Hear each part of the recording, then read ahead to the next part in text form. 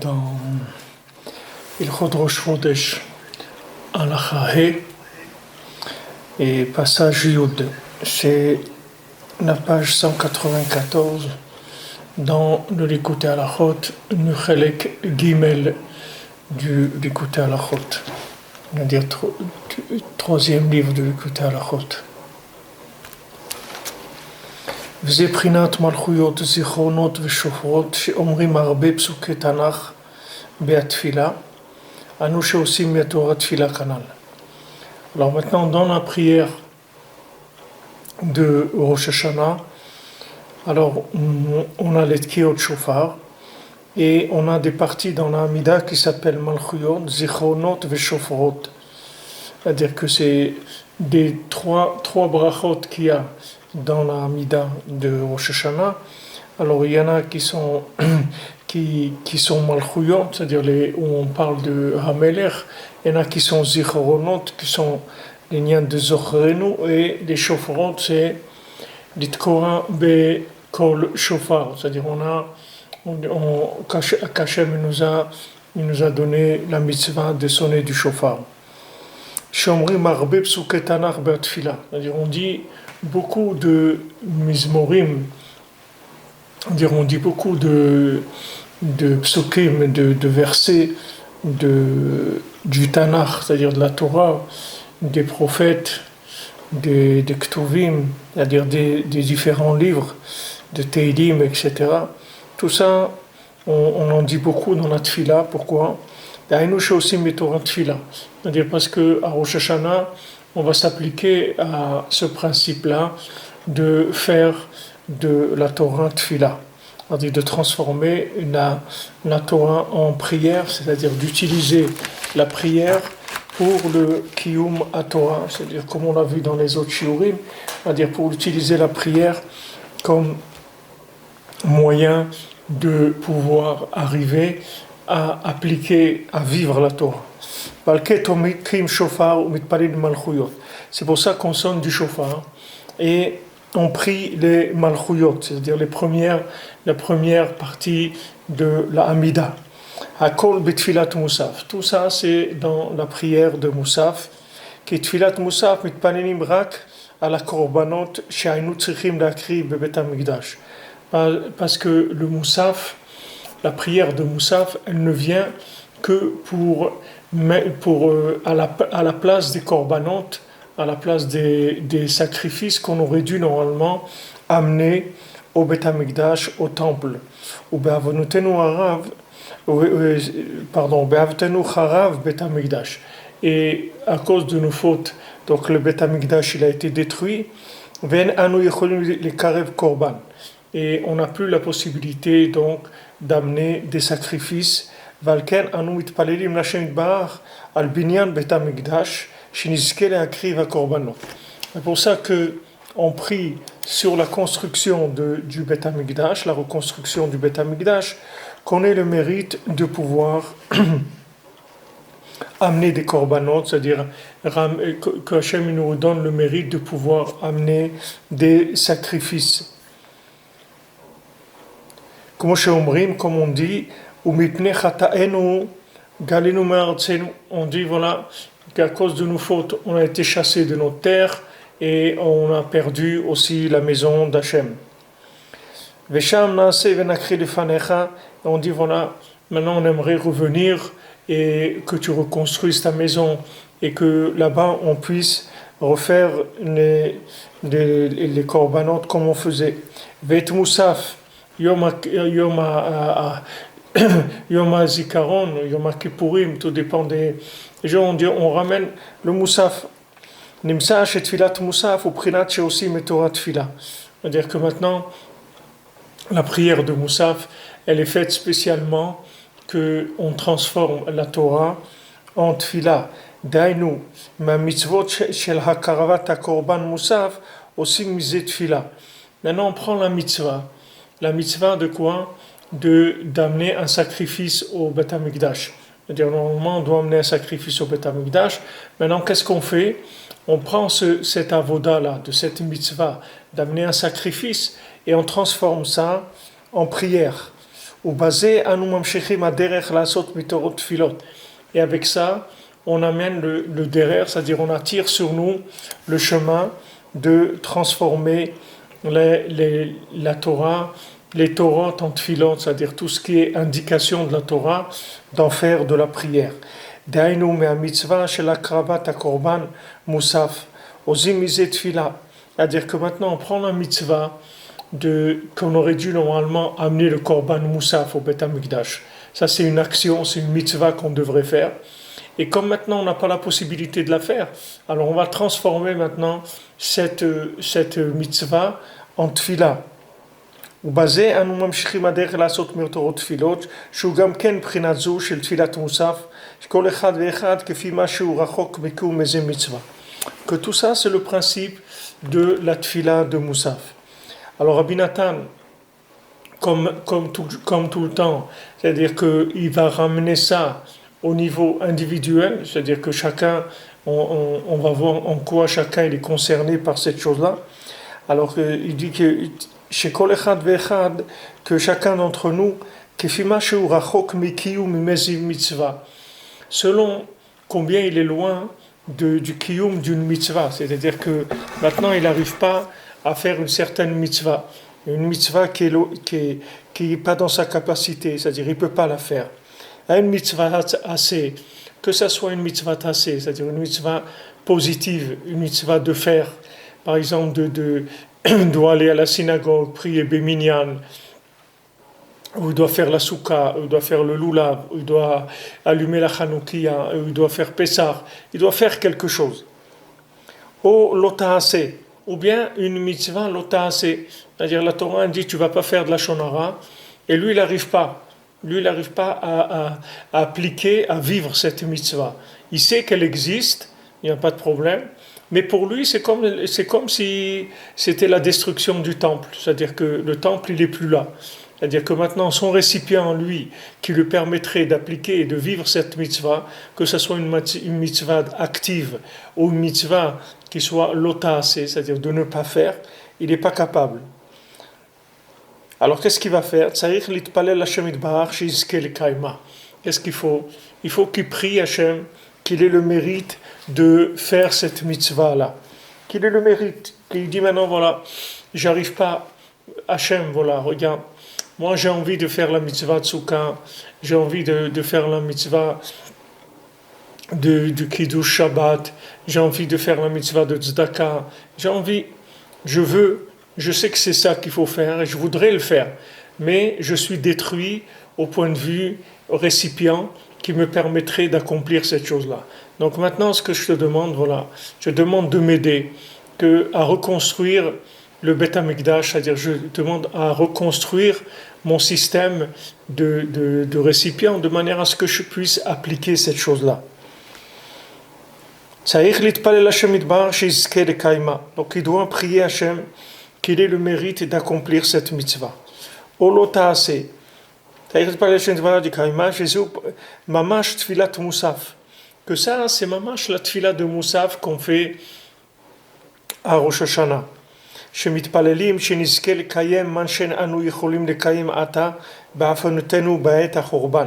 C'est-à-dire que la mitzvah, à chaque fois qu'on fait Moussaf, que ce soit Shabbat, que ce soit Rosh Chodesh, que ce soit dans les fêtes, que ce soit Rosh Hashanah, Kippour, Sukkot, Hoshana Rabbah, Pesach, Shavuot, chaque fois qu'on fait Moussaf, les Maaseh, le Moussaf, il est vraiment le significatif de ce système-là, dont on parle de transformer la Torah en prière.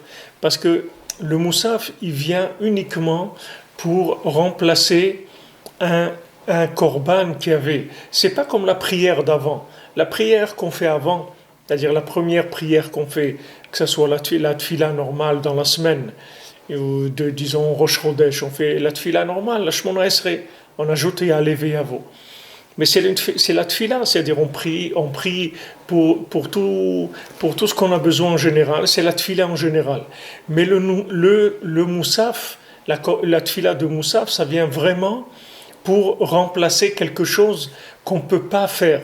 C'est-à-dire on dit voilà, et maintenant, normalement pendant Beth Amikdash, on a amené le korban moussaf de Rosh Chodesh, le korban moussaf de Shabbat, le korban moussaf de Pessah, de Shavuot, et voilà maintenant on ne peut pas, on n'arrive pas. Et maintenant cette fila, elle est mamash considérée comme si la personne, elle a amené le sacrifice.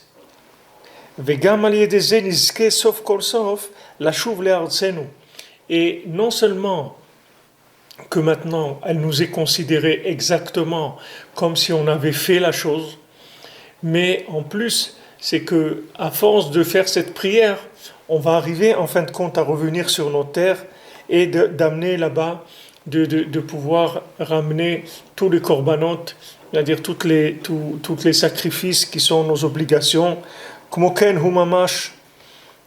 Alors maintenant, Rabbi Nathan, il ramène ça au niveau individuel. Il dit, Mamash, c'est exactement le même principe que quand on fait des prières, c'est-à-dire qu'on prend de la Torah et qu'on la transforme en prière, qu'on doit beaucoup demander à Kadosh Baruch Hu, qu'on ait le mérite de pouvoir accomplir ce qui nous est difficile d'accomplir.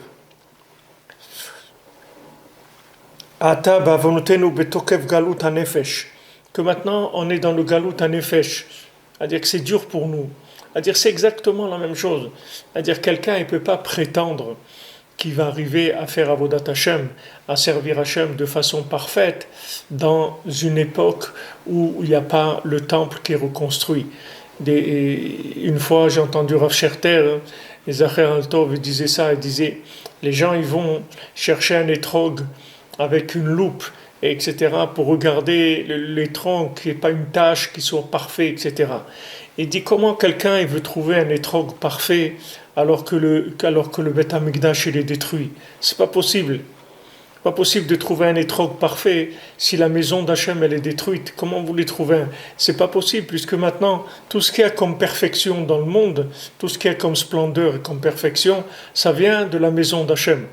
C'est-à-dire, si le patron lui-même, sa maison elle est détruite, comment vous voulez arriver à faire une mitzvah que cette mitzvah elle soit parfaite? C'est impossible. Donc maintenant, il y a une galoute générale, que maintenant tout le Ham Israël il est en galoute.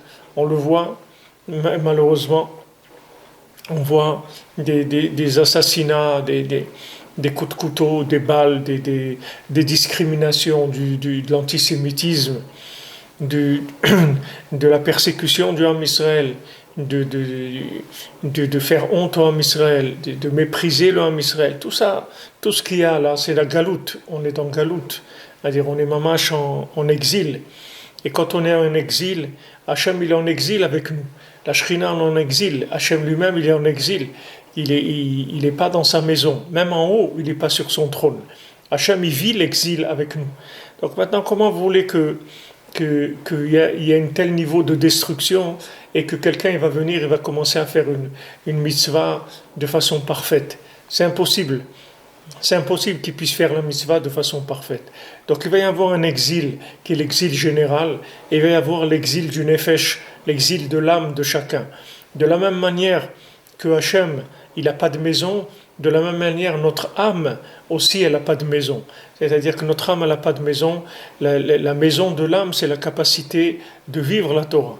Comme maintenant, la maison d'Hachem, c'était la capacité de pouvoir amener des sacrifices dans la maison d'Hachem.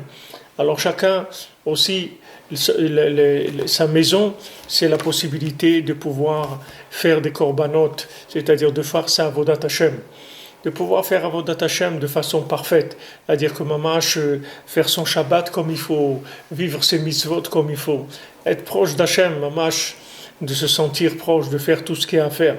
Maintenant, quelqu'un, il est en galoute du nefesh. De la même manière que Hachem, il est en galoute de sa maison, chacun, il est en galoute de son âme. C'est-à-dire, son âme, elle n'est pas à sa place. elle n'est pas à sa place. Donc chacun il a besoin de rentrer dans la prière, parce que comme il dit Rabbi Nathan ici, que la prière c'est mamash comme si on a fait la chose.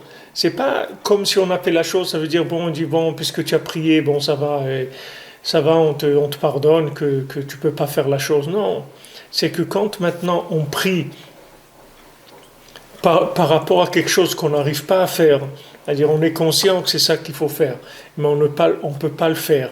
On est conscient qu'il faut se retenir, et on ne peut pas se retenir. Alors la prière qu'on fait sur ça c'est mamash, exactement comme si on faisait la chose elle-même. C'est exactement pareil. C'est-à-dire ça s'appelle faire la chose. C'est-à-dire prier pour pouvoir faire la chose. Ça s'appelle faire la chose. Quand on dit Neshal Maparim Sefatenu, c'est-à-dire que qu'on va, au lieu d'amener maintenant des sacrifices au temple, on va dire les sacrifices avec notre bouche, c'est-à-dire on va lire les korbanot, on va lire le korban atamid, on va lire le korban du kétoret, on va lire les korbanot, on va les dire, les sacrifices. Quand on va les dire, c'est comme si on les fait mamash. C'est pas comme ça ressemble, c'est comme si on fait l'action mamash. Parce que tout le but de l'action, c'est quoi? Le but de l'action, c'est la révélation d'Hachem, oui. C'est la révélation d'Hachem, c'est ça le but de l'action. Le but de l'action, c'est pas de faire quelque chose avec les mains. Le but de l'action, c'est la révélation d'Hachem. Donc du moment où je reconnais avec ma bouche que je veux faire cette chose-là, que je suis d'accord avec cette chose-là, que je veux faire la mitzvah, et d'un autre côté que je ne veux pas faire de choses qui soient interdites, je le dis avec ma bouche à Hachem. Alors avec ça, j'ai révélé Hachem dans le monde, exactement comme quelqu'un qui va faire l'action. C'est exactement la même chose, seulement c'est un niveau qui est moins concret, c'est tout. Mais c'est exactement la même chose, c'est-à-dire c'est le même principe. Seulement ça descend moins bas dans la malchoute, c'est-à-dire ça descend pas dans la matière, mais c'est la même chose. C'est pour ça que le Chazon Ish dit que la plus grande ishtadlut qui existe, c'est la tfila.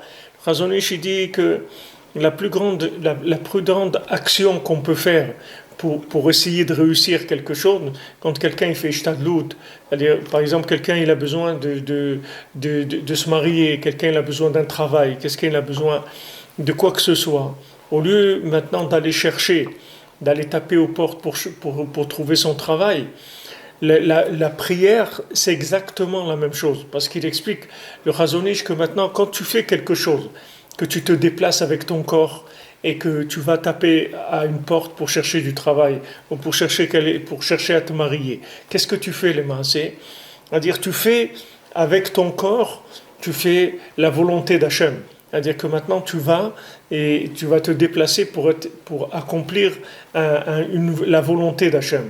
Alors maintenant, quand tu le fais avec ta bouche, c'est exactement la même chose. Puisque maintenant tu dis, regarde, Hachem, moi je ne veux pas faire de la shonara.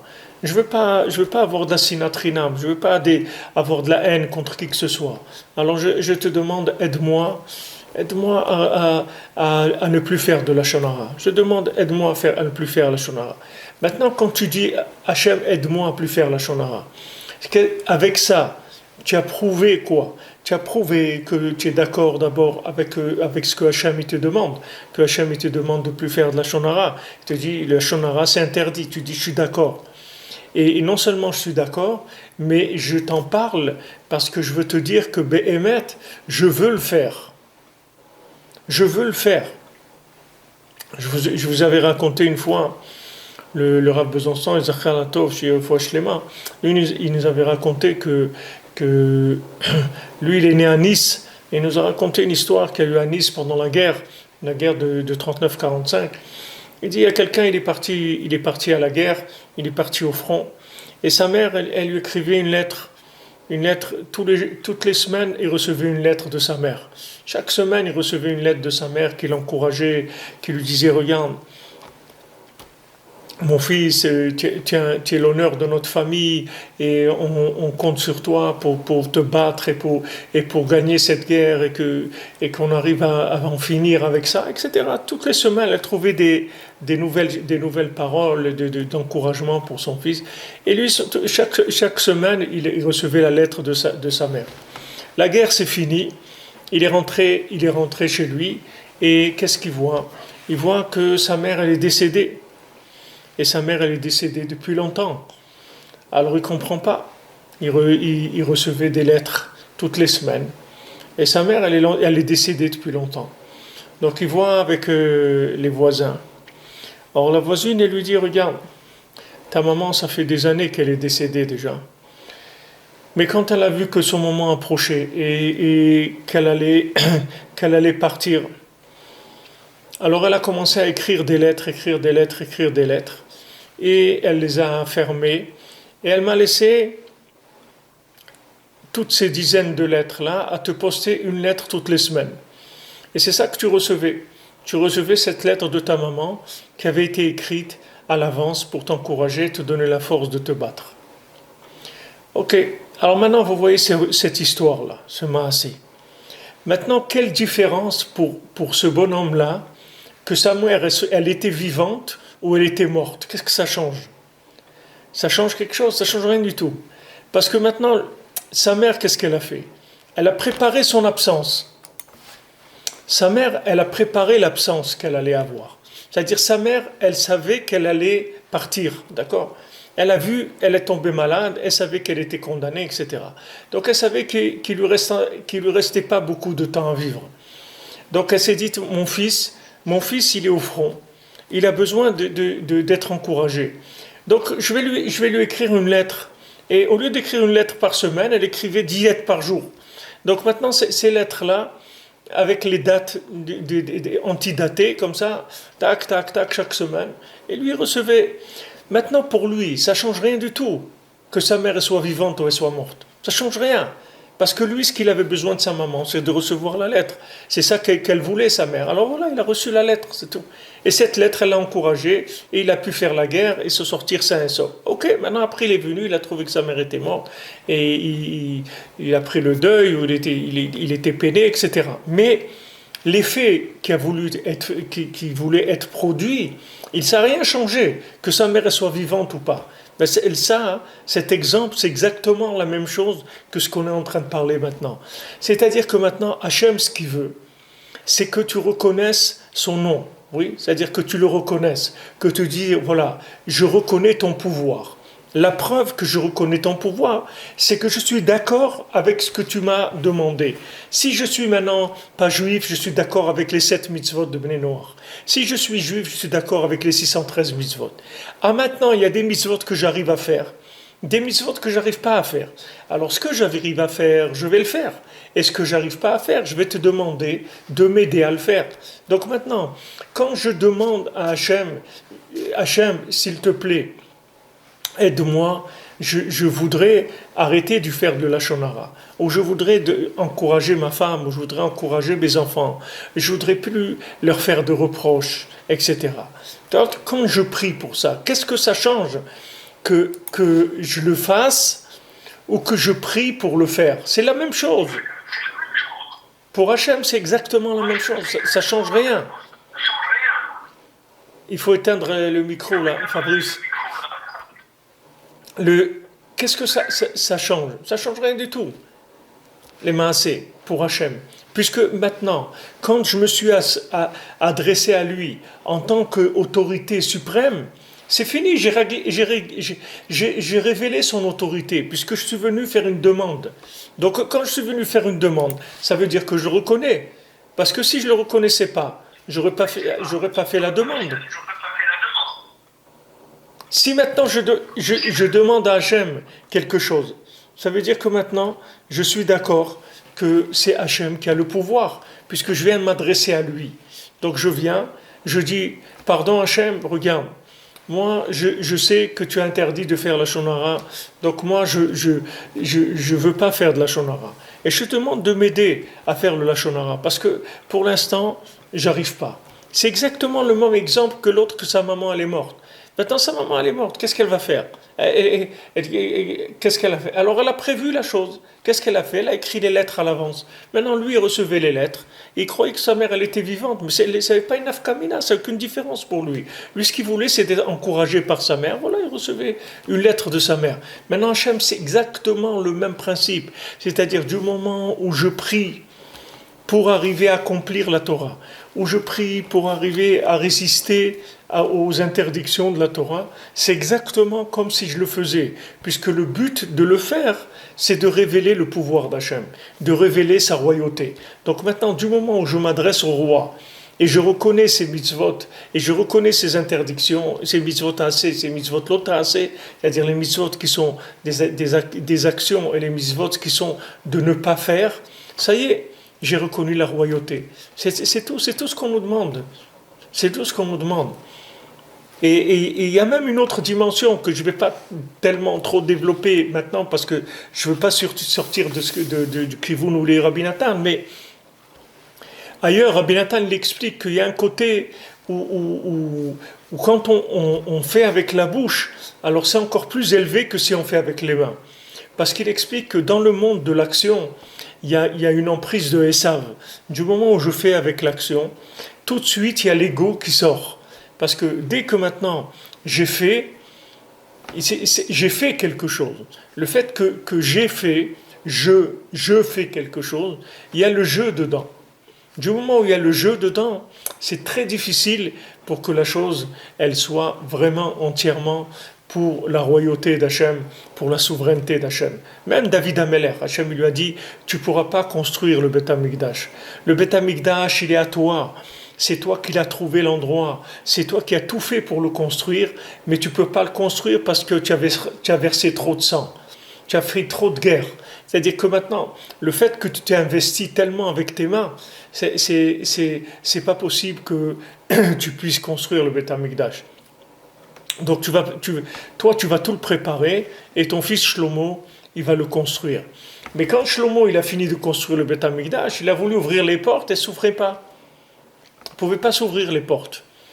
Il a prié, il a fait tout, rien, ça ne s'ouvrait pas. Jusqu'à qu'il a demandé, par le mérite de mon père David. Quand il a demandé, les portes elles sont ouvertes. Parce que tout le Beth Amikdash, c'est David Ameler qui l'a fait. Il n'a pas fait avec ses mains, mais il a tout fait pour le faire. Il a fait le plan, il a obtenu l'autorisation, il a trouvé l'endroit, il a obtenu en haut tout l'adoucissement des rigueurs, tout pour que le Beth Amikdash soit fait. Ah, maintenant, il n'a pas pu le terminer, parce que justement, il était trop, comme on dit, trop involved, il était trop, il était trop investi, il était trop investi dans l'action. Trop investi dans l'action. Il était tellement investi dans l'action que c'est impossible que ça soit entièrement 100% pour la souveraineté d'Hachem, 100% pour la royauté et l'honneur d'Hachem, parce qu'il y a eu de l'action. Et dès qu'on parle d'action, il y a une emprise de Esav. Dès qu'on parle d'action, à n'importe quel niveau, il y a tout de suite emprise de Esav. Donc il faut savoir qu'il y a une ma'ala, c'est-à-dire qu'il y a un niveau que la prière, elle peut être au-dessus de l'action. Bien sûr, il n'est pas question de s'acquitter de la prière quand on peut faire l'action. Mais il faut faire attention, en tout cas, que l'action, elle soit baignée avec la prière. Il faut faire très attention, en tout cas, même quand on peut faire quelque chose, comme on en a parlé plusieurs fois, de faire très attention de joindre la prière à l'action. Parce que sinon, cette action, elle peut être très mal interprétée. Comme Rabbeinu, il dit que, par exemple, le quart de la mitzvah de tzedaka, de donner de la tzedaka, c'est quand ça fait mal. C'est-à-dire quand quelqu'un, il y a par exemple quelqu'un, de donner pour lui 50 euros, ça lui fait pas mal. Mais de donner 500 euros, ça lui fait mal. Il y a quelque chose, c'est dur. Alors quand il va donner ces 500 euros, alors il a fait la mitzvah de tzedaka. Parce qu'il a fait un effort sur lui-même. Il a cassé sa cruauté, il a cassé son ego, sa mesquinerie, le fait qu'il est radin, ce qu'on veut, pour faire la mitzvah d'Hachem. Mais quand quelqu'un il est généreux de nature, par exemple, quelqu'un il est généreux, il est une nature généreuse, il aime donner, etc., il n'y a pas de problème, ça lui fait plaisir. Mais maintenant, quand ça lui fait plaisir, c'est pas pour ça qu'Hachem qui t'a donné les mitzvot. C'est écrit, les mitzvot, elles n'ont pas été données pour prendre du plaisir, c'est pas pour ça qu'elles ont été faites. Et regarde ce qu'Hachem il fait dans la mitzvah de Souka, que la mitzvah de Souka elle aurait dû avoir lieu normalement à Nissan, parce que quand on s'est assis dans les Soukot, c'était au mois de Nissan, et pour pas que les gens ils puissent croire qu'on est sorti dans la Souka pour prendre de l'air, parce qu'au mois de Nissan, il commence à faire bon et c'est agréable d'être dans une cabane, dans un jardin. Pour pas que les gens aient dit ça, alors Hachem, il a mis la mitzvah de Souka au moment des pluies, pour que ça soit clair, que c'est pas pour prendre l'air qu'on sort, c'est pas parce que c'est agréable qu'on sort. On sort pour faire la mitzvah d'Hachem, c'est tout. Ah, maintenant il fait froid et tout, alors on va se débrouiller. Il pleut, eh ben on va faire un toit, on va se débrouiller. Mais sachez qu'on rentre dans la soukha pour la mitzvah d'Hachem, que ça soit clair. Regardez ce que Hachem il peut décaler, alors que chronologiquement ça n'a aucun rapport. La soukha en Tishrei avec la sortie d'Égypte, ça n'a aucun rapport, Bichlal. Toutes les mitzvot, on les fait dans leur zman. On allume la Chanoukia le 25 qui se lève. On n'allume pas la Chanoukia au mois de juillet. Et chaque chose, elle a un endroit. Dans la Pessah, c'est Pessah. Et Tiat Mitzrayim, on mange la matzah, Pessah, 14 Nissan, au soir, on fait l'abdikat Hametz le 14, on fait le 15, on fait le Seder, c'était Korban Pessah, etc. Hachem, il décale toute la chose. Toute la chose, pour te montrer, attention, surtout qu'on ne se trompe pas, et c'est un safek, c'est pas un vadaï, c'est pas sûr que ça va être comme ça, c'est peut-être que ça va être comme ça, peut-être que quelqu'un il va dire voilà, on a kiffé, hein, on a bien kiffé, hein, oh là là, on a fait une super soukha, il faisait bon, du soleil, on a kiffé, etc. C'est pas pour ça que les mitzvot elles ont été données. Les mitzvot, elles ont été données pour que tu prennes le joug de la royauté divine sur toi. Et la preuve, on va te la faire dans un moment où c'est embêtant, où c'est pas quelque chose d'agréable. C'est pas agréable de faire la soukha.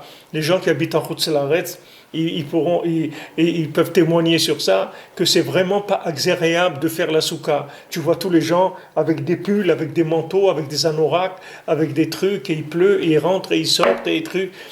En Eretz Israël, c'est autre chose, parce que déjà les gens ils sont soumis de par nature même, c'est-à-dire le fait que quelqu'un il habite en Eretz Israël, c'est Achnaa, Kenaan, il est soumis déjà.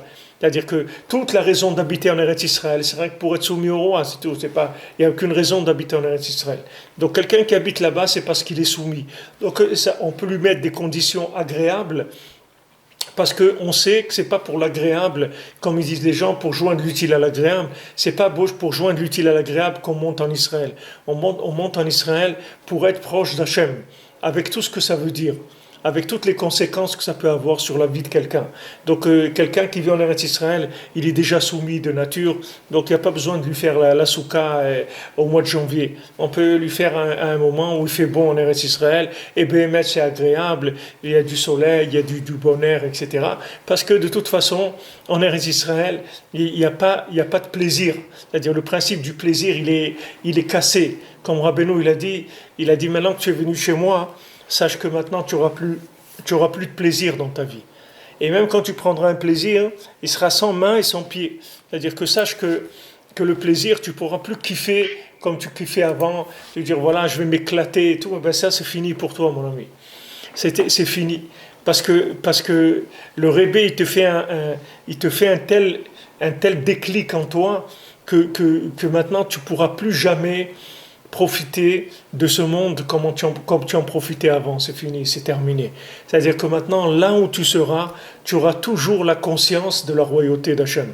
C'est quelque chose qui te quittera jamais. Même Chaz Shalom, si tu fais une avéra, en plein dans l'avéra, tu ne pourras pas en profiter. C'est-à-dire qu'il y aura toujours cette conscience qui va être là, permanente, omniprésente, qui ne va jamais te quitter. Ça, c'est le kohar du Rébé, ça, c'est le kohar d'Eretz Israël, ça, c'est le kohar du Shabbat, ça, c'est le kohar du mariage, ça, c'est le kohar de la Tfila. Toutes ces choses-là, c'est le même domaine, c'est-à-dire la conscience permanente. La conscience permanente, c'est-à-dire qu'il ne va jamais quitter la personne. Donc les mitzvot, elles n'ont pas été données pour en tirer du profit, d'accord? Donc maintenant, vous voyez que là, on peut se tromper. Dans l'interprétation, Hachem, il change tout pour pas qu'on risque de dire, voilà, et ils ont kiffé dans la soukha. Donc maintenant, Hachem, qu'est-ce qu'il veut? C'est qu'on prenne le jour qu'on voit qu'on fait la soukha. Parce qu'Hachem nous a dit de faire la soukha, d'accord? Ok, donc maintenant, qu'est-ce qui prouve dans le monde plus que je veux servir Hachem que quand je m'adresse à lui pour qu'il m'aide à accomplir sa volonté? Qu'est-ce qui peut prouver plus ma soumission que ça? Il n'y a rien au monde qui peut prouver ma soumission plus que ça. Même si je fais, c'est pas sûr que je fasse parce que je suis soumis. Il y a beaucoup d'autres raisons pour lesquelles je peux faire. Quelqu'un, il peut avoir peur d'abord de la pression publique, de la pression des gens. C'est-à-dire que maintenant, quelqu'un il veut se promener dans la rue sans la kippa, d'accord? Ah, il habite à Marseille ou n'importe où, il veut se promener sans kippa. Ok. Il peut pas. Parce qu'il dit, voilà, maintenant si je me prends sans kippa, les gens vont dire, qu'est-ce que c'est ce juif-là? Ça va pas, non, il va sans la kippa et tout, mais il est fou, il a perdu la tête. Donc je peux pas. Mais maintenant, le bonhomme, il n'a pas envie de mettre la kippa, il a envie de la jeter, la kippa, mais il ne peut pas la jeter, parce qu'il y a une pression sociale. Il ne peut pas. Maintenant, Shabbat, il a envie d'aller voir il a un film, ou il a envie d'aller, il y a un grand match de foot. Le Shabbat, il y a une grande compétition de football, le Shabbat, mais il ne peut pas aller, parce qu'il est chômeur Shabbat.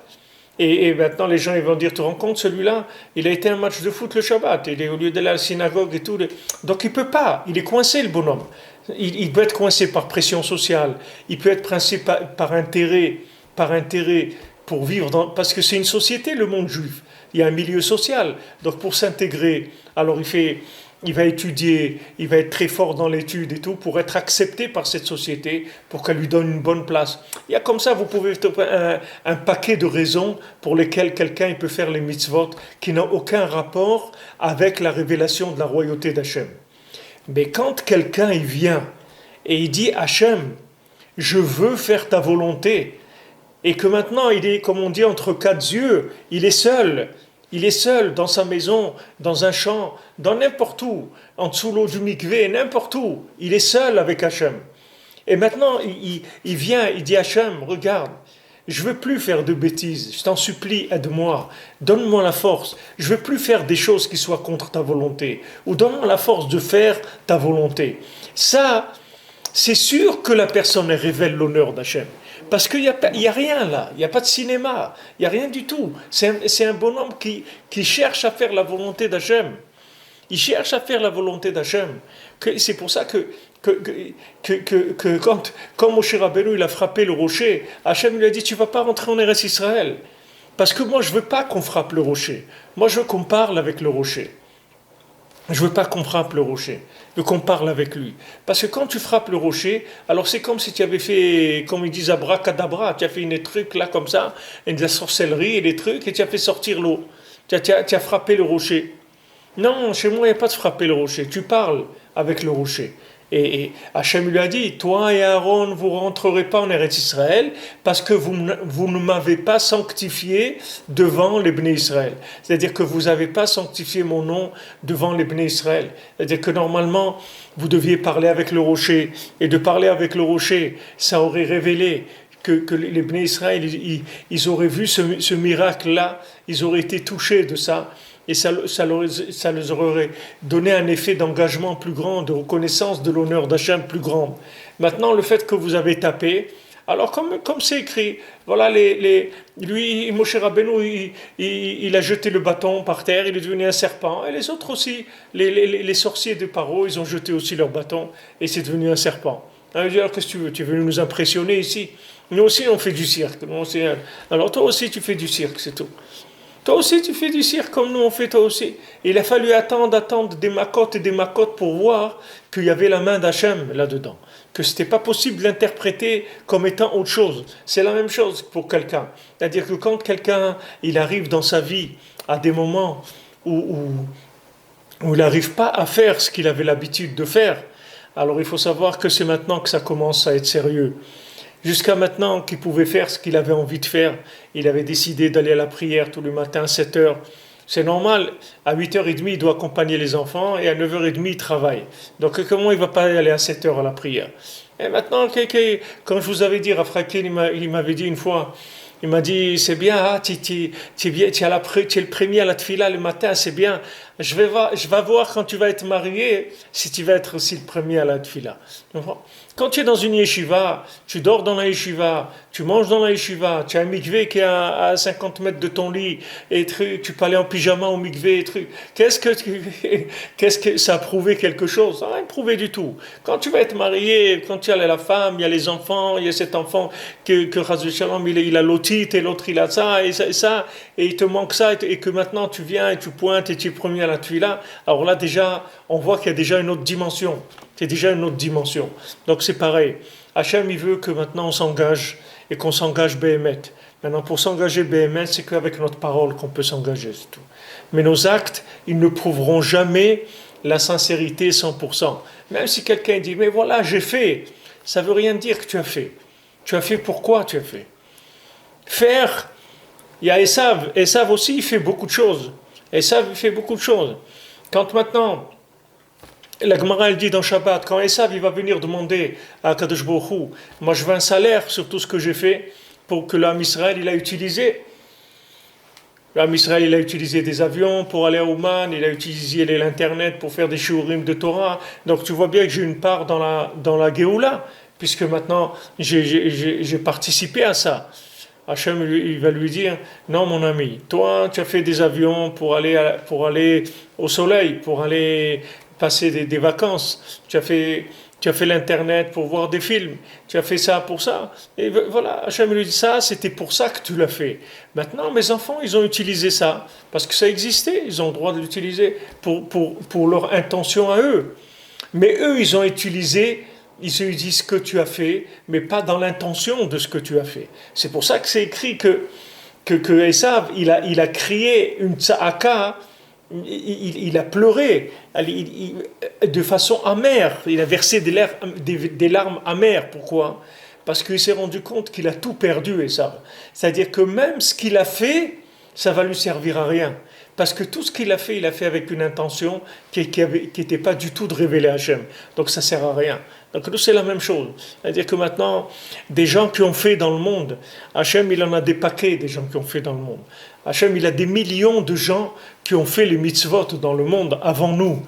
Mais seulement, ces gens-là, ce qu'ils avaient, c'est qu'ils avaient tous un principe d'intérêt, disons pour la plupart. Il y avait des tzadikim, il y a toujours eu des grands tzadikim, mais la plupart des gens, il y avait toujours un intérêt personnel dans le fait qu'ils ont fait les mitzvot. Tandis que maintenant, de nos jours, que Hachem nous a enlevé le Beth Amikdash, et maintenant qu'on commence tous les jours à prier pour le Beth Amikdash, et qu'on fait les korbanot avec notre bouche, alors ça veut dire qu'on est vraiment soumis. Parce que quand on a fini notre prière, il ne s'est rien passé du tout. On est des pauvres types comme avant. Il ne s'est rien passé. Une fois qu'on a dit les korbanot, on a fini notre fila et on range notre filet, notre talit et shalom et bonne journée, on s'en va. Et il ne s'est rien passé. On n'a rien vu de concret. Mais quand vous faisiez ça au Beth Amikdash, vous veniez assister au korban tamid, mais vous ressortiez complètement retourné. Quelqu'un qui assistait au korbanot. C'était quelque chose qui faisait des émotions énormes dans l'individu. Maintenant, on vient avec notre bouche, on dit, regarde Hachem, s'il te plaît, reconstruis ta maison, qu'on puisse amener des sacrifices, s'il te plaît. Allez, s'il te plaît, reconstruis ta maison. Maintenant, quand on vient demander à Hachem, s'il te plaît, reconstruis ta maison, ça veut dire que Béhémet, on révèle l'honneur d'Hachem. C'est ça qu'on veut, Béhémet. Celui qui se lève à Chatzot et qui pleure sur la Khorban Beth Amikdash, il pleure sur la destruction du temple, ça veut dire que c'est un bonhomme qui est vrai. C'est-à-dire que vraiment, il souffre de la destruction de l'humanité. Il souffre de la peine d'Hachem.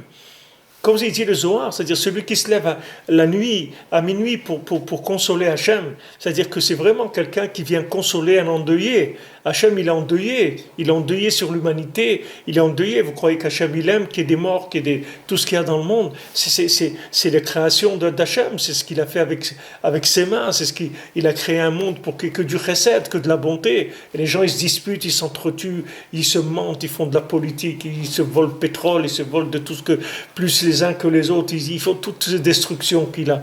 Mais Hachem, il pleure sur son monde. Alors quelqu'un qui se lève à la Chatzot, il vient consoler Hachem. Il dit Hachem, je sais que c'est difficile pour toi, que tu as créé un monde où les gens ne t'écoutent pas, où les gens ne te cherchent pas, où les gens ne te reconnaissent pas. Mais voilà, je me lève, je fais ce que je peux. Mais en tout cas, sache que je suis là, je suis avec toi. Voilà, je suis là, je suis avec toi. En tout cas, je suis conscient qu'il y a un problème. Je ne suis pas conscient de l'amplitude du problème, comme il devrait être, mais au moins, à mon niveau, je suis conscient. C'est-à-dire, je suis capable de sortir de mon lit et de venir faire le Tikkun Chatzot, et de faire la prière de minuit, et te dire, voilà Hachem, je suis avec toi, et Béhémet, j'ai beaucoup de peine que ta maison soit détruite, et j'aurais aimé tellement que tu la reconstruises. Maintenant, cette personne-là, qu'est-ce qu'elle a de faire ça? Qu'est-ce qu'il y a de faire ça? Chacun, il est chez lui, il se lève comme ça, il fait son tikkun ratzot, il a une petite bougie ou un truc. Qu'est-ce qu'il y a là-dedans? Qu'est-ce qu'il y a? Il n'y a personne qui va lui... Il n'y a pas ni TF1, ni truc qui va passer pour le filmer, ni rien du tout. Il est chez lui, il n'y a personne qui sait ce qu'il est en train de faire. Vous comprenez? Alors quand quelqu'un il se lève là, c'est vraiment sincère. C'est-à-dire qu'il se lève parce que Béhémet, il sent qu'il y a quelque chose qui ne va pas. Même si ce n'est pas un grand tzaddik, mais il sait qu'il y a quelque chose qui ne marche pas. Il y a quelque chose qui cloche dans le monde. Donc il se lève pour participer aux gens qui reconstruisent le monde. Pas les gens que, Chas v'Shalom, ils détruisent le monde. Les gens qui veulent reconstruire le monde. Alors il se lève à ce moment-là pour prier. Il dit, voilà Hachem, je suis avec toi. Même si je suis pas conscient de ce que ça veut dire. Mais j'aimerais vraiment que le Beth Amikdash il soit reconstruit. Comme on raconte pour le Maasé que je vous ai raconté le Maasé de Rav Nachum Schuster. Rav Nachum Schuster, c'était un cordonnier. Schuster, c'est un cordonnier. Comme shoes en anglais. Schuster, c'est un cordonnier. Alors lui, c'est un cordonnier. Et il a été envoyé par son père à Berditchev pour apprendre la cordonnerie. Parce que c'était un métier qui était rapporté bien, il voulait que son fils ait un métier. Et le métier de cordonnier, ça s'apprenait à Berditchev. Comme notre ami Alav Shalom, notre ami Aaron Ben Juliette Gaba, qui est niftar cette semaine, Bézant Hachem, il va être enterré tout à l'heure à 11h, heure française, au cimetière de Pantin. Hachem, il est pitié de son âme. Bémet, il était ici à Ouman avec nous à Oshana. Bon, Hachem, il a été zoré, que les rébés, il s'occupe de lui. Alors, il y avait, ce Rav Nachum Schuster, il était à Berditchev. Et là-bas, à Berditchev, il y avait des Breslevers. Donc, il a commencé à se rapprocher des Breslevers. Et il a commencé à rentrer dans les Nyanim de Breslev, là, Bodedou, Tratzot, etc. Alors, après, quand il est revenu dans sa ville, alors à Tratzot, il allait à la synagogue. Et voilà, il faisait Tikkun Chatzot, il pleurait, il était à la synagogue. Alors, il y a des gens qui ont été voir le Rav de la ville, ils lui ont dit, il y a un problème là, il y a un Breslev là, je sais pas, il se prend pour qui maintenant celui-là, le cordonnier, il se prend pour un tzaddik et tout, il est en train de faire Tikkun Chatzot tous les soirs, en train de pleurer et tout. Et il faut voir s'il n'est pas dérangé un petit peu, peut-être qu'il a pris un coup sur la tête, il y a quelque chose qui tourne pas rond chez lui. Alors le Rav lui a convoqué, il lui a dit Nahum, alors c'est quoi cette nouvelle? Tu es venu là avec, tu as pris des nouvelles initiatives, maintenant Chatzot et tout. Il dit qu'est-ce que tu connais toi de Chatzot, du Chorban Bet Hamikdash? Tu sais même pas lire comme il faut, il savait même pas bien lire l'hébreu. Il dit qu'est-ce que. Alors Rav Nachman Schuster lui a dit Kavod Arav, vous avez de la Torah, vous étudiez la Torah, vous connaissez la Torah. Alors le Bet Hamikdash il vous manque pas du tout. Mais moi, j'ai pas de Torah. Alors, il me manque le Beth Amikdash. Parce que s'il y avait le Beth Amikdash, j'aurais vu les Kohanim, j'aurais vu les Lévim, j'aurais vu Hachem. Et ça m'aurait encouragé, ça m'aurait donné des forces. Alors, quand le Rav, il a entendu ça, alors ça l'a complètement retourné. Il s'est dit, c'est vrai. Moi, je me lève pas Chatzot. Moi, je pleure pas sur la destruction du temple. Pourquoi? Parce que j'ai de la Torah. Ça veut dire, qu'est-ce que j'ai fait de la Torah? Qu'est-ce que j'en ai fait de la Torah? J'en ai fait quoi de la Torah? Qu'est-ce que c'est venu de quoi ma Torah? Que je ne ressens pas le manque de la Shrina, le manque d'Hachem, que Hachem il n'a pas de maison, je ne le ressens pas. Je ne ressens pas des jeunes qui se font tuer comme ça, assassinés, cette jeune fille hier avant-hier, une petite jeune fille de 20 ans comme ça, des futures mamans, des vies entières comme ça qui sont rasées. Il y a personne qui se lève, qui va pleurer, qui va allumer une bougie, qui va dire Hachem, je t'en prie Hachem, je comprends rien. Je sais rien, mais je sais que ça c'est pas bien, Hachem. Ça c'est pas bien. On a de la peine. C'est pas bien. On est tes enfants. Qu'est-ce qu'on a fait? Qu'est-ce que tu veux qu'on fasse? Qu'est-ce que tu veux qu'on fasse? On est ce qu'on est, mais on ne veut pas vivre des choses comme ça. Qu'est-ce qu'on a fait? À dire quelqu'un, au moins quelque chose, qui fait quelque chose. Rabbi Yitzhak qui disait, quand il y avait eu la guerre de Kippour, la guerre de Yom Kippour, il y a eu beaucoup de morts, il y a eu des milliers de morts.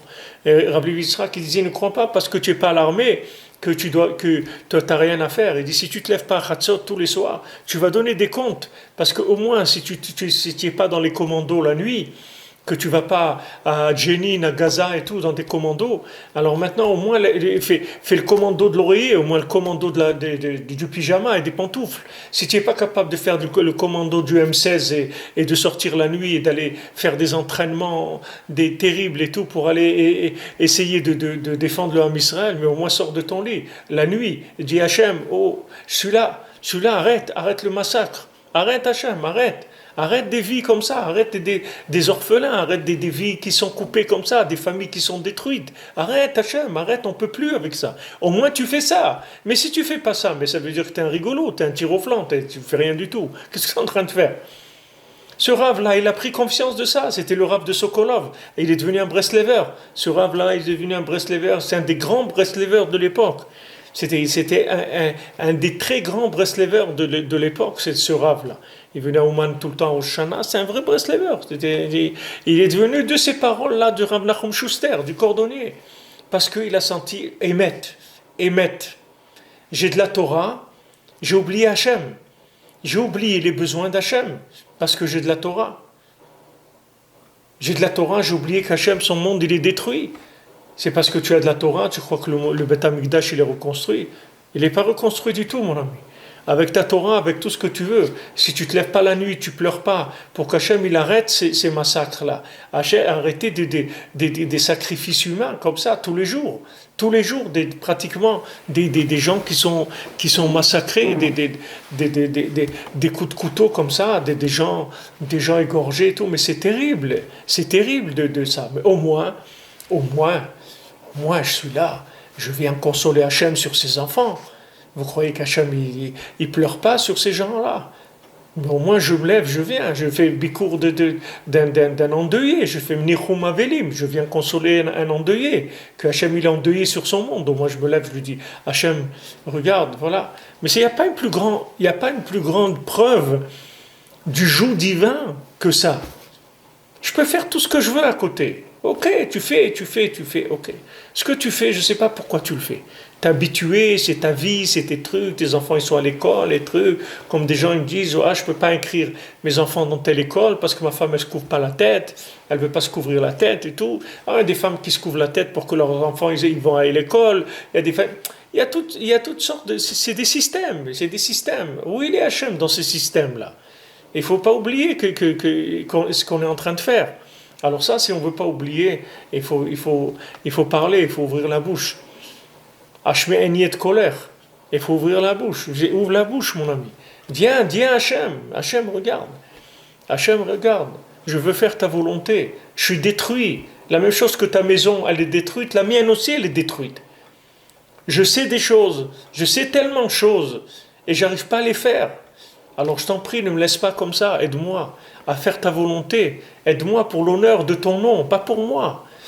Aseleman Shmecha, fais-le pour ton nom, pas pour moi.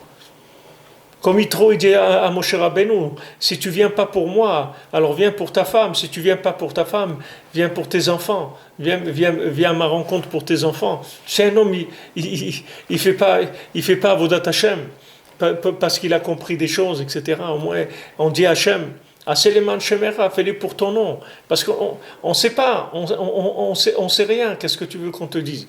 On n'est pas au niveau d'une conscience qui nous permet d'agir et de faire ce qu'il y a à faire. Donc on te demande de nous aider. Il n'y a pas une plus grande preuve de sincérité que ça. Que quand quelqu'un est pris pour faire la Torah. c'est le Kiyum Torah. Et c'est au-dessus de l'action. C'est-à-dire que c'est la perfection de l'action. C'est pour parfaire l'action, pour enlever dans l'action tout ce qu'il peut y avoir d'à côté et tout ce qu'il peut y avoir d'intérêt personnel dans l'action. Il y a beaucoup d'intérêts personnels dans les actions et il faut les enlever, ces intérêts personnels. Alors maintenant, la prière, elle nettoie, elle embellit l'action, elle la rend parfaite. Parce que le fait que maintenant, je suis venu parler avec Hachem, ça a prouvé que je suis sincère. Et ça n'a pas besoin que de faire du cinéma pour ça. Et c'est pour ça que quand ils ont dit à Rav Levi Yitzhak une fois, ils lui ont dit, voilà, ils ont commencé à faire le Kolel Chatzot.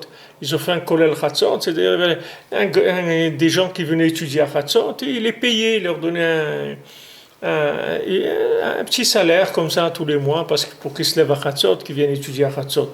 Alors Rav Yitzhak, quand il a entendu ça, il était mamash sidéré. Il a dit quoi? Même ça, ils l'ont vendu.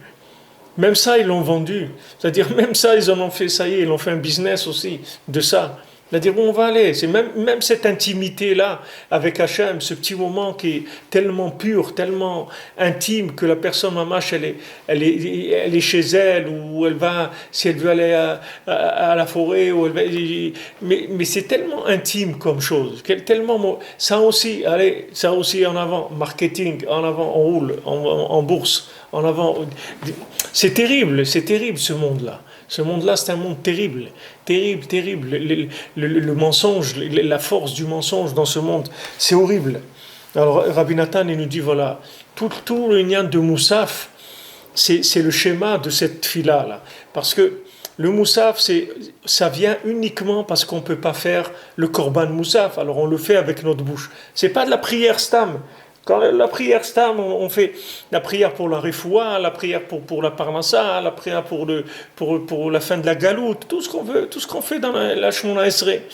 Mais ça, quand on fait le Moussaf, on ne demande rien dans le Moussaf. On demande que la reconstruction de la maison d'Hachem pour qu'on puisse faire les korbanot.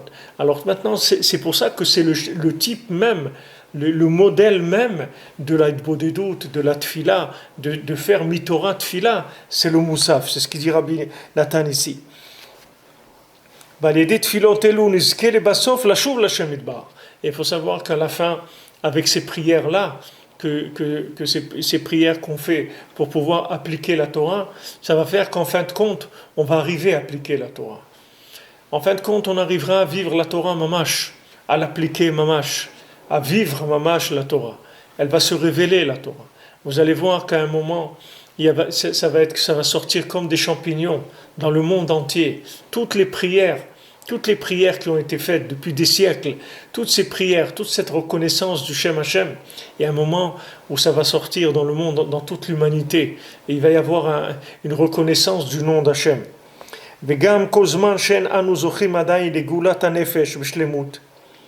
Et maintenant, tout le temps on n'a pas eu le mérite de la délivrance de l'âme de façon parfaite, c'est-à-dire que chacun, son âme, elle reste en exil, il n'est pas arrivé à sortir de l'exil de l'âme.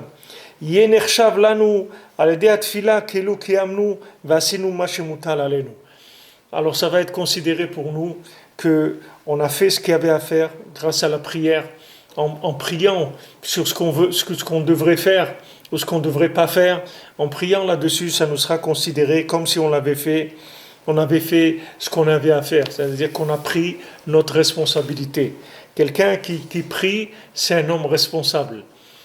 On peut pas avec les mains, alors il y a la bouche.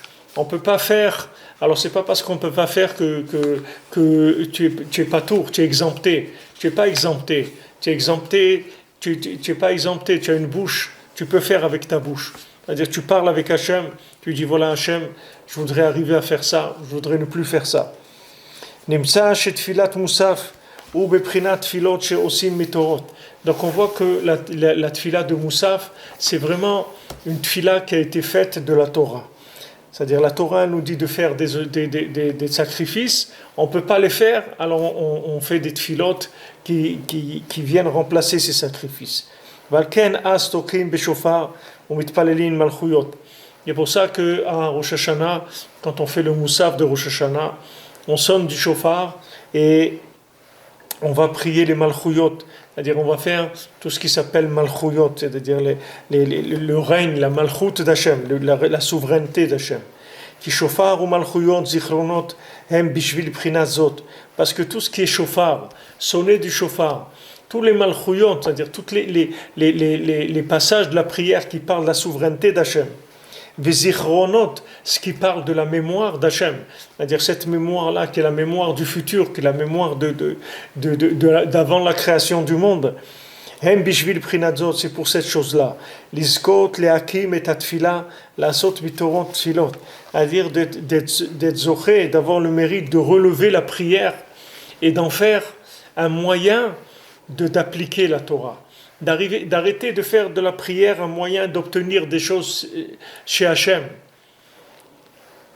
Les gens, la plupart, ils utilisent la prière pour obtenir des choses. Chez Zéouprinat Tfilat Moussaf, que c'est ça la Tfilat de Moussaf. La Tfilat de Moussaf, c'est une Tfilat, on ne demande rien.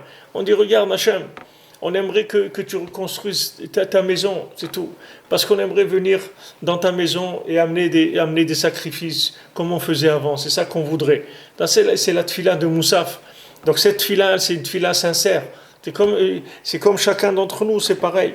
C'est-à-dire que maintenant, quand on transforme la Torah en tfila, c'est-à-dire qu'on fait de la Torah, on en fait un dialogue avec Hachem, alors on montre vraiment qu'on est engagé. C'est un véritable engagement.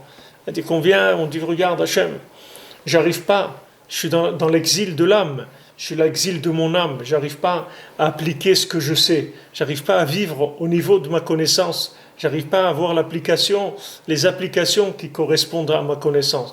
Mais je viens devant toi Hachem et je te demande, aie pitié de moi. Et pitié de moi parce que je veux faire ta volonté. Je ne veux vivre que pour te révéler dans le monde, c'est tout. C'est la seule chose pour laquelle je vis. Il n'y a rien qui m'intéresse dans ce monde, il n'y a que ça. Combien Hachem il est content de ça. Quelle joie il a Hachem de ça. Quand quelqu'un il demande à Hachem quelque chose, quelqu'un il va dormir, il dit Hachem, aide-moi, je veux me lever à minuit, je veux me lever à Chatzot pour faire Tikkun Chatzot. Quelle joie il a Hachem d'entendre cette prière. Même si quelqu'un il ne se lève pas, mais il verra qu'au bout des années, il va se lever. Ça prendra le temps qu'il s'apprendra, mais il va arriver un moment où il va sortir du lit. Et quand il va sortir, il va en sortir pour toujours, pour l'éternité. Comme c'est le Zohar, il dit, quand David Amelech, il dit « Chatzot laila, akum leodot lach, amishpetet tzidkecha » à Chatzot de la nuit, à minuit, je vais me lever pour te remercier sur tes lois justes, c'est-à-dire sur ta Torah. Alors le Zohar il dit que David Amelech il se lève à Chatzot leolam vaed, il se lève à Chatzot leolam vaed, même dans l'olam haemet, à Chatzot c'est un moment important où il y a David Amelech. Et Chatzot, il dit le Zohar que c'est un nom d'Hachem, parce que maintenant quand David Amelech il dit Chatzot laila akum leodot lach, c'est comme s'il dit Chatzot, je vais me lever te remercier. Qui c'est Chatzot? C'est-à-dire c'est pas écrit Bechatzot, à Chatzot je vais me lever. Il dit Chatzot, je vais me lever te remercier. Et le Zohar il dit que Chatzot c'est le nom d'Hachem. Pourquoi c'est le nom d'Hachem? Parce que celui qui se lève à Chatzot et qui s'endeuille sur la destruction du temple, il reconstruit la maison d'Hachem. Donc c'est le nom d'Hachem. Qu'est-ce que c'est le nom d'Hachem? C'est qu'il soit connu dans le monde, qu'il soit reconnu, c'est qu'il soit accepté dans le monde. Donc ça c'est une avoda qui permet de révéler Hachem. Alors quand on transforme la Torah en tfila, on montre qu'on est soumis. La soumission, c'est le fait de venir devant Hachem et de lui demander pour ce qu'on arrive à faire et ce qu'on n'arrive pas à faire. Même si on arrive à faire des choses, Rabbi nous dit que ces choses-là aussi, elles sont imparfaites s'il n'y a pas eu de prière. La prière, c'est ce qui va parfaire à l'action, ou bien qui va la remplacer complètement quand il n'y en a pas, ou bien qui va la parfaire. C'est la même chose. C'est-à-dire qu'une action dans laquelle il n'y a pas eu de prière, c'est une action qui peut être complètement la dérive, qui peut être en dehors complètement du système qu'Hachem il a voulu. Une action sans prière, ça veut dire que c'est pas une action qui est attachée à Hachem. C'est pas une action qui est attachée à Hachem. C'est comme quelqu'un, il va rendre visite à ses parents, il parle avec eux, etc. Et sa mère lui demande, dit, qu'est-ce que tu veux mon fils que je te fasse, ou ma fille, tu fais quelque chose à manger? Il dit, ah, maman, je veux rien, ne me fais rien du tout. Ne me fais rien, je vais être avec toi, c'est tout, ne me fais rien. Je suis pas venu pour manger, je suis pas venu pour boire, je suis pas venu pour rien. Je suis venu pour te voir, c'est tout. Pour passer un moment avec toi, c'est tout. Pour rien d'autre, je veux rien. Je veux rien d'autre, je serai avec toi un petit moment, c'est tout. Voilà, c'est ça qu'Hachem, il attend de nous. Pas des gens qui ils font les mitzvot, ils étudient la Torah, oui, et Hachem, tu l'as oublié. Hachem, tu l'as oublié. Il y a des gens qui meurent, qui sont assassinés, toi tu dors tranquille, tu dors sur tes deux oreillers. Mais c'est quoi ça? C'est quel monde? C'est un monde de quoi? C'est un monde de fous, c'est un monde de cruauté, c'est un monde d'égoïsme, c'est un monde de quoi? Si on ne se lève pas, nous, on ne commence pas à faire si au moins tu ne peux pas manifester dans la rue. Parce que Béhémet, il faudrait manifester dans la rue. C'est quelque chose d'aberrant que qu'on tue des gens comme ça. Il n'y a rien, il y a rien. Ça, on n'avance pas, on est en train de reculer, oui, on n'avance pas. Normalement, il faudrait sortir dans la rue. Bon, ok, on ne sort pas dans la rue, d'accord. Mais au moins, sort du lit. Ok. Tu peux pas prendre un fusil, ou tu peux pas prendre des bombes, ou tu peux pas faire une bombe atomique, ok. Mais au moins sors de ton lit, c'est tout. Prends un tikkun chatzot, allume une petite bougie, et dis voilà, pour au moins les 29 qui sont morts, ou les 30 qui sont morts, qui douchent Hachem depuis Sukkot. Quoi, c'est rien ça, ça passe comme ça. C'est, comme on dit, c'est l'effet divers. Quel est l'effet divers? C'est pas des faits divers. On peut pas rentrer là-dedans. Il faut faire très attention. Hachem, il nous attend, comme on dit, il nous attend au tournant. Il faut faire très attention. Hachem Béhémet, Hachem, il nous attend au tournant. Il faut faire très très attention. Il ne faut pas croire que les choses, elles sont tellement faciles. Ne croyez pas. Ne croyez pas que c'est si facile que ça. Donc voilà, ce qu'il dit Rabbi Nathan. Alors Yud Aleph, Alken Bechol Yom Sheshbo Tosefet Kedusha Mitpalelim Tfilat Musaf. C'est pour ça que chaque jour où il y a une Tosefet de Kedusha, c'est-à-dire il y a une Kedusha en plus, il y a plus de sainteté, alors on prie Musaf. Dainu Beshabbat ve Yom Tov ve Rosh Chodesh, c'est-à-dire Shabbat et les jours de fête, et Rosh Chodesh aussi. Ki kol hayamim kedushim haelu em prinat yemei tshuva. Parce que tous ces jours-là, qui sont des jours saints, ce sont des jours de tshuva. Qu'est-ce que ça veut dire de la Kedusha? De la Kedusha, ça veut dire qu'on augmente l'intensité de la présence d'Hachem. C'est ça la Kedusha. Qu'est-ce qui s'appelle des jours plus kadosh? C'est des jours qui sont où on peut être plus sensible à la présence divine. C'est ça Kedusha. Qu'est-ce que veut dire la Kedusha? Quelqu'un il dit Kedusha d'Eretz Israël. C'est quoi la Kedusha d'Eretz Israël? C'est de plus sensible à la présence d'Hachem. Si tu montes en Eretz Israël et tu as le judaïsme que tu avais à Julien Lacroix, c'est pas ça Eretz Israël. Eretz Israël, c'est que tu dois ressentir qu'il y a une présence divine, qu'il y a une intensité qui est plus grande. Cette intensité, elle va entraîner des actions. Alors, maintenant, le Shabbat, le Yom Tov, le Rosh Chodesh, ce sont des jours où on ressent une présence divine qui est plus intense. Donc, c'est des jours de Tchouva, c'est-à-dire c'est des jours où on va réparer la Malchut. Tchouva, ça veut dire réparer la Malchut, ça veut dire réparer la souveraineté d'Hachem, remettre la couronne à Hachem. Ki Shabbat ou Prinat Kulo Tchouva, parce que Shabbat c'est un jour qui est entièrement de la Tchouva. Prinat Veshavta ad Hachem Elokecha, comme c'est écrit Veshavta, tu reviendras jusqu'à Hachem. Et Shavta, ça s'écrit Shabbat. Tu reviendras jusqu'à Hachem. C'est-à-dire tu reviendras. Ça veut dire tu reviendras à la royauté. Shabbat Malketa. C'est-à-dire que tu vas remettre la couronne au Shabbat. Tu vas arrêter de couronner des bêtises. Tu vas arrêter de couronner des imbéciles sur terre. Tu vas commencer à couronner Hachem. Tu vas arrêter de couronner des choses qui n'ont aucune valeur. Tu vas arrêter de donner le pouvoir à des choses qui n'ont aucune valeur, à des gens qui n'ont aucune valeur. Tu vas donner le pouvoir à Hachem. Prinat veshavtat Hachem Elokecha beprinat olam haba. Ça, c'est le principe du olam haba, comme Rabbeinu dit dans la Torah Vav, que c'est la tchouva, c'est men olam haba, c'est-à-dire quand tu reviens vers Hachem, c'est comme le monde futur, c'est-à-dire tu reviens vers des valeurs absolues. Tu sors de la relativité de la matière et de la consommation et des plaisirs et du kavod et de l'argent et tout ce que tu veux. Tu vas vers Hachem, c'est tout. Tu laisses tout ça, tu as envie d'aller vers Hachem. Les jours de Yom Tov aussi, ce sont des jours de Tchouva. Et Rosh Hashanah et Rosh Hashanah et Yom Kippour, c'est sûr que c'est des jours de Tchouva. Et le Rosh Chodesh, c'est la racine même de la Tchouva. Comme Rabbeinu l'explique dans la Torah Yud, que Hachem, le jour de Rosh Chodesh, Hachem lui-même, il dit amenez pour moi une offrande, un korban, un sacrifice, que j'ai diminué la lune, parce que toutes les avérotes qu'il y a dans le monde, elles viennent du fait qu'Hachem il a diminué la lune, c'est-à-dire il a diminué la malchoute, il a diminué le pouvoir. Si le pouvoir il était fort, alors il n'y aurait pas des fautes. Si quelqu'un, quand il fait un shonara, il a une pierre qui lui tombe sur la tête, il ne va pas en faire 3 des shonara. Je peux vous dire qu'au bout de 2, il va faire 1, peut-être 2, mais 3, il ne va pas faire. Et comme ça, toutes les choses. Si quelqu'un, quand il se lève pas pour la tefila à son lit, il se retourne, et il se retourne sur lui, eh bien ça va une fois, peut-être il ne va pas se lever à la tefila. Bon, après, c'est fini. Mais maintenant, du fait qu'Hachem, il a diminué la lune, il a diminué les facteurs réaction de la matière. C'est-à-dire, au lieu que la matière elle réagisse, la matière, elle se laisse détourner par l'homme. Et l'homme, il en fait ce qu'il veut.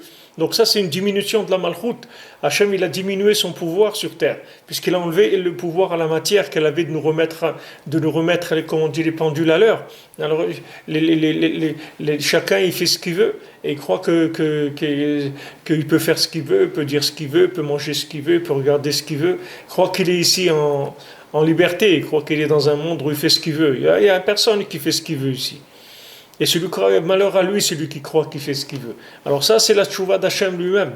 Que Hachem, il dit, moi-même, j'ai diminué la clarté de mon pouvoir sur terre. Donc c'est ça qui a entraîné que vous avez fauté. Donc le jour de Rosh Chodesh, c'est mamash la tchouva d'Hachem. C'est-à-dire qu'Hachem qui dit, amenez un sacrifice pour moi parce que j'ai diminué la ligne. Nimsa shekola yamim akdoshim anal, un prinat tchouva. Tous ces jours-là, que ce soit Rosh Chodesh, que ce soit Shabbat, que ce soit Yom Tov, tous ces jours-là, ce sont des jours de tchouva. Alken mitpalelim bahem musaf. Donc ces jours-là, on fait la prière de Moussaf. Chez Zeprinat, chez aussi Torah Tfila. Que ça, c'est le principe qu'on transforme la Torah en Tfila. Donc ces jours-là, on voit que ce sont des jours très intenses en Kedusha. Donc ils demandent le Moussaf, c'est-à-dire ils nous imposent de transformer la Torah en Tfila. C'est des jours, ça nous est imposé. Normalement, on doit faire ça tous les jours. Chacun dans sa Hitbodedut, c'est Moussaf qui fait. Toute la Hitbodedut, c'est Moussaf. C'est-à-dire qu'il vient, il dit Hachem, ta maison est détruite, mon corps il est détruit, mon esprit il est détruit, mais mon cœur il est détruit. Hachem il vient, Hachem aide-moi, etc. Ça, c'est tous les jours qu'il faut faire ça. Mais les jours où il y a une intensité de lumière, comme ces jours-là, Shabbat et Yom Tov, Rosh Chodesh, ça c'est sûr qu'on doit faire le Moussaf. C'est-à-dire, et ce Moussaf, c'est uniquement de transformer la Torah en Tfila. C'est uniquement reconnaître notre incapacité dans l'action et la remplacer par la prière. Que ça, c'est le ikar du chemin de la tchouva. Regardez Rabbi Nathan, vous voyez, il passe comme ça, tac. Et sans, si vous ne le voyez pas, ça passe comme ça. Mais il faut faire attention. Rabbi Nathan dit que c'est ça, le ikar du derer de la tchouva. Le ikar du derer de la tchouva, c'est de transformer la Torah en tfila. C'est ça le chemin de la tchouva. Tu veux te faire un chemin dans ta tchouva, tu ne connais pas la route, tu ne sais pas qu'est-ce que... Where is my way? Je ne sais pas où il est mon chemin. Alors transforme ta Torah en tfila. Fais attention que ne laisse rien passer comme ça. Fais des tfilotes surtout. Parce que ces jours-là, qui sont des jours kadosh, jours de Rosh Hashanah, des jours de Yom Kippour, qui sont des jours très élevés, on a besoin d'amener des chemins de tchouva dans le monde. C'est-à-dire pouvoir trouver un chemin, comme une maison. C'est-à-dire trouver un chemin. Comment je reviens? C'est-à-dire que, ok, maintenant j'ai compris qu'il faut revenir. Je suis d'accord, je veux revenir. Mais comment on revient? Le chemin pour revenir, où il est? C'est ces jours-là qu'on est en train de découvrir les chemins. Comme Rabbeinu, il a dit, quelqu'un une fois, il est venu demander de la parnassa. Alors Rabbeinu lui a dit, tu n'as pas honte de venir me déranger avec la parnassa? Moi, tous les jours, je suis en train d'essayer de faire un chemin dans votre cœur. Vous avez un cœur de pierre. Tous les jours, je suis comme quelqu'un qui est en train d'abattre des arbres dans la forêt pour faire des routes. Et toi, tu viens me déranger avec des bêtises comme ça, de la parnassa. Mais tu n'as pas honte de venir me parler ça. Des fois, Rabbeinu, il réagissait durement parce que il savait qu'est-ce qu'il a. Regardez, chacun, il a de la famille, il a des frères, il a des sœurs, il a des oncles, il a des amis. Regardez dans quel état ils sont. Et vous croyez ils sont moins bien que nous? Ils sont moins aussi bien que nous, si c'est pas mieux. Mais ils sont comme nous. Et comment ça se fait que nous, on nous a sortis et on les a pas sortis? Alors au moins, comme on dit, annonce la couleur au moins. Au moins, on t'a donné la conscience. Voilà, Baruch Hashem, tu n'es pas dans le djihad, tu n'es pas tombé dans le djihad islamique, tu n'es pas tombé là, tu n'es pas un assassin, tu aurais pu être un assassin aussi, tu aurais tué des gens. Baruch Hashem, tu n'es pas un assassin, Baruch Hashem, tu n'es pas toute la journée en train de chercher de l'argent, Baruch Hashem, tu fais Shabbat, mais nous, fais quelque chose. C'est-à-dire, viens, rentre, donne ton cœur un peu, donne ta parole un petit peu. Viens chez Hashem, dis, regarde, pourquoi moi, les autres, regarde, eux aussi ils sont bien. Bon, Hachem, eux aussi ils ont besoin. Tu ne vas pas les laisser comme ça. Qu'est-ce qu'ils ont fait de mal? Ils n'ont rien fait de mal. Pourquoi ils sont tués comme ça? Pourquoi ils sont abandonnés comme ça? Pourquoi des gens ils sont abandonnés tellement dans le monde? Combien de gens maintenant, voilà ce qu'on est en train d'étudier, combien de gens sur la planète ils font ça? Prenez dans YouTube, regardez qu'est-ce qui est écouté 1 milliard de fois. Et vous allez voir qu'est-ce qui est étudié, des bêtises, mais alors il y a de quoi se rouler de par terre, de pleurer, de la bêtise humaine. Et c'est vu des milliards de fois. Quelqu'un, une fois, il m'a envoyé un message, il m'a dit, Ravi frère, vous êtes quelqu'un de très humble, parce que votre vidéo, on la voit que 20 fois, ou 30 fois. Et il dit, voilà, regardez celui-là, un tel 600 000, 900 000, trucs et tout. Regardez qu'est-ce qu'il y a dans le monde. Regardez les pauvres gens, sur quoi ils sont accrochés, où est leur tête. Vous croyez qu'Hachem, ça lui fait plaisir, ça? Alors au moins ceux qui ont été sauvés, les réfugiés, ceux qui sont sauvés de la mer, ceux qui sont sauvés du naufrage, au moins qui parlent, qui fassent quelque chose pour l'humanité. Hachem il nous a sauvés pourquoi? Pour qu'on dise après moi le déluge. Hachem il nous a sauvés pour qu'au moins on vienne plaider pour ceux qui sont là-bas. C'est pourquoi il nous a sauvés. Pourquoi Hachem il nous a sortis? Pour notre belle tête, pourquoi on est beau à voir. Quelle tête on a? Quelle tête on a? Qu'est-ce qu'on a fait de notre vie? N'importe qui vous l'aurez mis à notre place, il aurait fait au moins la même chose que moi, que nous, si c'est pas mieux. Alors qu'est-ce qu'on a de spécial? La seule chose qu'on a de spécial, c'est que Hachem il nous a sortis pour qu'on puisse demander à Hachem de sortir les autres, c'est tout. Pourquoi il nous a sortis? Pour qu'on fasse des chemins, qu'on taille des chemins. Qu'on fasse des chemins dans la forêt, des chemins dans la folie, des chemins dans cette folie qu'il y a dans le monde, qu'on arrive à faire des chemins. C'est pour ça qu'Hachem nous a sortis. C'est pour ça qu'au moins, qu'on doit parler de Rabbeinu, qu'on doit diffuser de Rabbeinu. Au moins ça. Quelqu'un il dit voilà, écoute, moi, comme on dit, je ne sais même pas pourquoi tu m'as fait faire tchouva, parce que dans l'état où je suis, je ne sais vraiment pas quel plaisir tu as de moi, mais une chose, voilà, j'essaye de faire connaître le tzaddik, j'essaye de faire connaître les chemins aux gens, je distribue des GPS dans le monde, au moins que les gens y trouvent leur route. Voilà, je dirais des GPS, voilà, je distribue des GPS, que les gens aussi ils puissent trouver leur chemin. Encore un, bon Hachem. Voilà, une écoute 10 minutes et dit, waouh, j'ai cherché ça toute ma vie. L'autre, une dame à 64 ans, dit, ça y est, maintenant, c'est Breslev, c'est Rabbeinu, c'est Bodedou tous les jours. Bon Hachem, voilà, un après l'autre, bon Hachem. Mais qu'est-ce que c'est, combien c'est tout ça? 100, 1000, 2000, c'est rien du tout. C'est rien du tout. Normalement, chaque fois qu'on parle de Rabbeinu, on devrait avoir des millions de gens qui écoutent ça. Ça viendra, mais on doit participer à ça. Comme faire avancer la chose. Avec quoi on va faire avancer? Avec notre bouche, c'est tout. C'est la seule chose. Notre bouche, la diffusion, tout ce qu'on peut faire. Chacun, il est capable de diffuser. Tout celui qui entend Rabbeinu, il est capable de diffuser. Il a la responsabilité de diffuser. Il n'y a personne qui peut dire moi je suis Breslev et truc et j'ai connu Rabbi Nachman. Si tu as connu Rabbi Nachman, ça veut dire que tu peux le faire connaître aux autres. Si toi tu l'as connu, alors tu peux le faire connaître aux autres. À ton niveau, c'est pas besoin de faire des folies. À ton niveau, ce que tu peux faire. des mails, des trucs, ce que tu veux, fais ce que tu veux. L'écart, c'est que tu diffuses un petit peu du médicament au monde, de ne pas être cruel, que les gens ils restent pas affamés. Donc ces jours-là qui sont des jours kadosh, qui ont beaucoup de sainteté, alors on fait moussaf, parce qu'on profite du fait qu'il y a une grande lumière pour transformer la Torah en prière. Et ça, c'est le ikar du derech hamshachat hatshuva dans l'olam. C'est-à-dire, c'est comme ça qu'on fait descendre le chemin de la tshuva dans le monde. C'est-à-dire, quand maintenant on a fait prendre conscience à quelqu'un qu'avec sa bouche, il peut tout réussir, il peut tout faire avec sa bouche, alors ça, on lui a appris à faire tshuva. Ça s'appelle qu'on lui a appris le métier de la tshuva. C'est-à-dire qu'on lui a donné un GPS, qu'on lui a donné une façon de trouver son chemin. Parce qu'on lui a appris le dialogue avec Hachem. Le dialogue avec Hachem, il va parfaire les actions et il va remplacer les actions s'il n'y en a pas du tout. S'il n'y en a pas du tout, ça va le remplacer, l'action. Et s'il y a des actions, ça va les parfaire, les actions. De manière que l'action, elle ne soit pas détournée. Que quelqu'un ne fasse pas la souka pour kiffer dans la souka et se prendre des apéros dans la souka, un petit anisette au soleil, etc. Qui dit, waouh, le kiff, la souka et tout. C'est pas pour ça qu'Hachem t'a donné la souka. Hachem t'a donné la souka pour que tu révèles son nom dans le monde. C'est pour ça qu'il a décalé, qu'il l'a mis au début de l'hiver, ou dans l'automne. C'est pour qu'il n'y a pas de risque de se tromper dans l'interprétation de la mitzvah. Donc ça, c'est valable pour tout.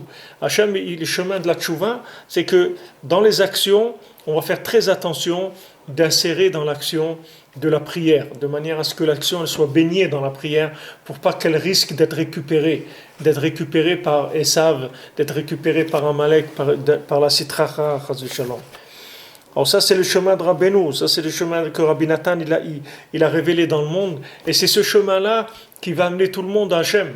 C'est-à-dire, quand Rabbi Nathan il a écrit le Goûter de Philot, il a dit voilà, c'est au-dessus de la 50e porte, c'est ça qui va amener tout le monde vers Hachem. Toutes les tfilot de Rabbi Nathan, l'aïdbo des doutes de chacun, les Tehilim, c'est ça qui va réparer le monde.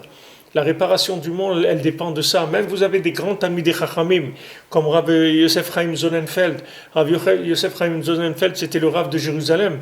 C'était un très grand Rav, c'était un homme d'un très grand niveau. Et il faisait tout le Tehilim tous les jours. Il finissait tout le Tehilim tous les jours. Ça prend au moins 2 heures ou 2 heures et demie. Et c'était un homme, chaque minute dans sa vie, c'était quelque chose d'énorme. Et il faisait ça parce que c'est des gens qui savaient que s'il n'y a pas ça, alors tout ce qu'on fait à côté, on ne peut pas donner tellement une valeur. Parce que c'est des systèmes qui sont construits. Quand on parle de construction, on parle de Esav. Esav, il construit tous les jours. Il construit des immeubles de 100 étages, de 50 étages, de 200 étages. C'est ce qu'il fait Esav. Il fait que construire des choses. Mais pourquoi il construit des choses? C'est pour s'enfoncer encore plus dans la mort, pour vivre encore plus, pour concrétiser la mort encore plus. C'est pour ça qu'il construit. Donc nous, Chas v'Shalom, on ne va pas faire les mitzvot pour ça. Il faut que les mitzvot elles soient entièrement par rapport au Olam Haba. Donc il faut qu'on investisse de la parole. Il faut qu'on s'habitue à parler avec Hachem, à demander à Hachem, à remercier Hachem. Chaque fois qu'on pourra lui parler à Hachem, vous ne pouvez pas savoir comment Hachem il est joyeux de ça. La joie qu'il a que quelqu'un de ce monde-là, à notre époque où on est maintenant, il lui parle. Il prend un moment pour parler avec Hachem. Il dit voilà Hachem, voilà je suis venu pour passer un moment avec toi, pour te parler. Voilà, pour te parler, j'ai beaucoup de peine de ça, j'ai beaucoup de ça, j'ai ça et ça. Et surtout d'essayer de parler de choses qui ne sont pas les besoins personnels, parce que des besoins personnels, on a dans toutes les tfilotes qu'on fait, on a là-bas tout, on demande déjà pour tout ce qu'on a besoin. Mais Beikar, de la reconnaissance d'Hachem, que Hachem il soit connu dans le monde, que les gens ils reconnaissent Hachem de manière à adoucir la rigueur du monde. Adoucir la rigueur du monde par la Hitbodedut. Rabbeinu dit que si on fait Hitbodedut, et pour Hachem, il y en a qui ont créé un site là où on peut s'inscrire et faire des 5 minutes d'Hitbodedut. Chacun peut s'inscrire dans la journée. C'est une très bonne initiative. BMS, c'est quelque chose de nifla. Si on arrive à remplir 24 heures sur 24, déjà on aurait fait quelque chose, de faire un petit peu de lumière dans l'obscurité de ce monde. L'obscurantisme qu'il y a dans ce monde, l'obscurité des gens, des crimes, du sang, des choses terribles, terribles. De la folie, de la drogue, des choses terribles qu'on est en train de vivre. Et tout ça, ça dépend uniquement du fait qu'on ne fait pas de tefilot, c'est tout. C'est la seule chose. Toutes ces choses-là, ça vient, tous ces dynimes-là, toute cette rigueur-là, toutes ces atrocités, elles viennent de manque de prière, c'est tout. Manque de prière, manque de reconnaissance du tzaddik, c'est la même chose. C'est la même chose, c'est le même principe. Le tzaddik, c'est le nom d'Hachem. Quand on dit le nom du tzaddik, on dit le nom d'Hachem. Va'aminu b'Hachem ou Moshe Abdo. Moshe, c'est le serviteur d'Hachem. C'est l'homme parfait. L'homme parfait, c'est un repère pour nous. Quand on en parle, alors on parle de celui qui s'est soumis à Hachem entièrement. Plus on parle de celui qui s'est soumis à Hachem entièrement, et plus on attire la présence d'Hachem dans le monde. C'est-à-dire que les gens ils puissent prendre conscience, et aussi que, Baruch Hachem, il y a un tzaddik, et que le tzaddik il a pris comme but de sauver l'humanité. Comment? Avec la bouche, c'est tout. Il va prouver à chacun qu'il peut parler et qu'il a la force avec sa parole d'obtenir absolument tout, Bézant Hachem. Alors, chez Shabbat Shalom les Koulam, je m'arrête maintenant parce que je n'ai pas encore dormi, je viens d'arriver à Ouman à minuit et demi. Chez Shabbat Shalom les Koulam, des bonnes nouvelles, Bézant Hachem. Et on se retrouve, Bézant Hachem, à l'antenne, dimanche, Bézant Hachem, Shu'atub. Shabbat Shalom les Koulam, Be'atzlacha Rabba. Shabbat Shalom, merci d'être là. Merci d'être à l'écoute, les amis. Ashrenu.